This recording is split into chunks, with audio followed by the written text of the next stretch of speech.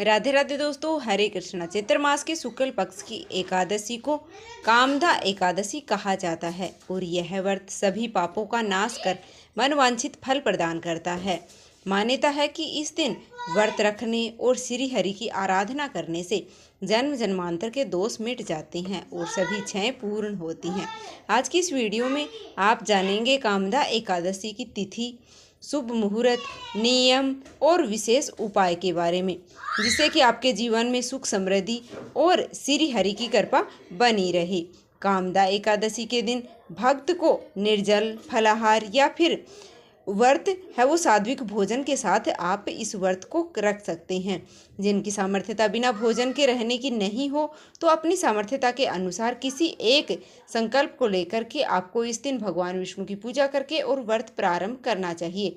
पूजा करते समय मंत्रों का जप, श्री विष्णु चालीसा का पाठ करना चाहिए और झूठ, क्रोध, बुरे विचारों से बचना चाहिए। लहसुन, प्याज और ख़ास तौर पर चावल से बनी हुई चीज़ों का त्याग करना चाहिए। संभव हो तो रात को जागरण करना चाहिए। भगवान विष्णु के नामों का स्मरण करना चाहिए और अगले दिन शुभ मुहूर्त में व्रत का पारण करना चाहिए।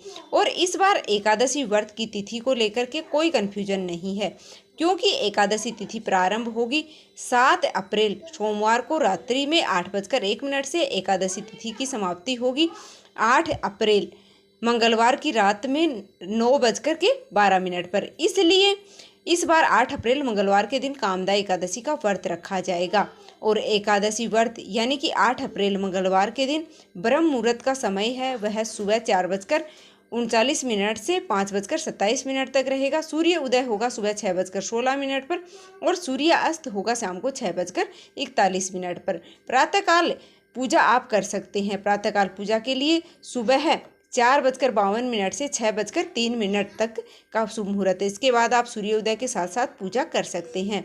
जब भी आपको कोई शुभ मुहूर्त में खास उपाय करना हो तो आपको मुहूर्तों का ध्यान जरूर रखना चाहिए। शाम की पूजा करने का शुभ मुहूर्त शाम को 6:42 से 7:51 तक का रहने वाला है। अभिजीत मुहूर्त रहेगा दोपहर 12:03 से 12:53 तक। राहु काल 3 बजे से 4:30 बजे तक का रहने वाला है। बहुत से भक्त जिनकी कोई मनोकामना पूर्ण हुई हो वह एकादशी के दिन चाहे तो श्री सत्यनारायण भगवान की कथा भी करा सकते हैं। अगर आपकी कोई मनोकामना अधूरी रह गई हो जिसकी पूर्ति आप चाहते हैं तो आप श्री सत्यनारायण भगवान से, श्री हरि से प्रार्थना करके और आज के दिन संकल्प ले सकते हैं, मन्नत मांग सकते हैं, तो उनकी कृपा से आपकी मनोकामना भी पूर्ण अवश्य होगी। और इस बार एकादशी व्रत के दिन भद्रा भी लग रही है। भद्रा का समय रहेगा सुबह 8:32 से रात्रि 9:10 तक। इस बार भद्रा पृथ्वीलोक पर रहने वाली है, तो ऐसे में यह बहुत ही कष्टकारी या अशुभ हो सकती है। अगर आप कोई नया काम, कोई शुभ काम इस दिन प्रारंभ करने की सोच रहे हैं तो आज के दिन आपको इसका त्याग करना चाहिए, यानी कि भद्रा काल से बचना चाहिए। अगर भद्रा के समय में कोई भी अच्छा काम किया जाए, अपने भविष्य से जुड़ा हुआ, शादी विवाह से जुड़ा हुआ, नई प्रॉपर्टी खरीदने से जुड़ा हुआ, तो ऐसे कामों में बाधा आने की संभावना अधिक रहती है। इसलिए आपको आज के दिन का त्याग करना चाहिए। द्वादशी तिथि 8 अप्रैल मंगलवार को रात्रि में 9:13 से प्रारंभ होगी। इसी के साथ हरिवासर का समय भी प्रारंभ हो जाएगा। 9 अप्रैल बुधवार की रात 10:55 तक द्वादशी तिथि समाप्त हो जाएगी। हरिवासर का समय में आप कोई खास उपाय है वो कर सकते हैं। किसी मंत्र या फिर खास तौर पर गुरु मंत्र का जप आप कर सकते हैं। श्री विष्णु सहस्त्र नाम का पाठ भी आप कर सकते हैं। मानसिक रूप से आप भगवान कृष्ण, भगवान श्री हरि का पूजन भी आप कर सकते हैं। 9 अप्रैल बुधवार को यानी कि द्वादशी तिथि के दिन, जिस दिन आपको व्रत खोलना है, सूर्योदय होगा सुबह 6:15 पर। सूर्यास्त शाम को 6:41 पर होगा। ब्रह्म मुहूर्त सुबह 4:38 से 5:26 तक रहने वाला है। प्रातःकाल पूजा का मुहूर्त है वह सुबह 4:54 से 6:02 तक रहेगा। अमृतकाल सुबह 7:35 से 9:19 तक रहेगा।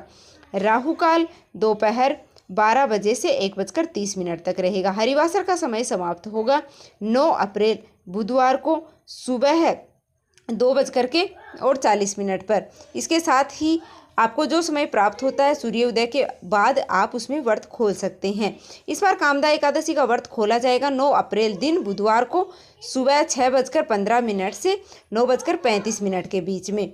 ध्यान रखिएगा, शुभ मुहूर्त के अंदर ही आपको व्रत खोलना है, नहीं तो आपका व्रत अधूरा रह जाएगा। और मनोकामना पूर्ति के लिए अपनी सामर्थ्यता के अनुसार आप कुछ ना कुछ दान दक्षिणा या फिर जरूरत की चीज़ें, धार्मिक पुस्तकों का दान या फिर मंदिर में आप आसन का दान भी कर सकते हैं। तो यह थी आज की वीडियो। उम्मीद आपको पसंद आई होगी। अगर वीडियो पसंद आए तो लाइक कर दीजिएगा, चैनल पर नए हो तो सब्सक्राइब करना तो बिल्कुल भी मत भूलिएगा। मिलते हैं फिर से एक और नई वीडियो के साथ। कमेंट बॉक्स में जय श्री हरि विष्णु अवश्य लिख देना।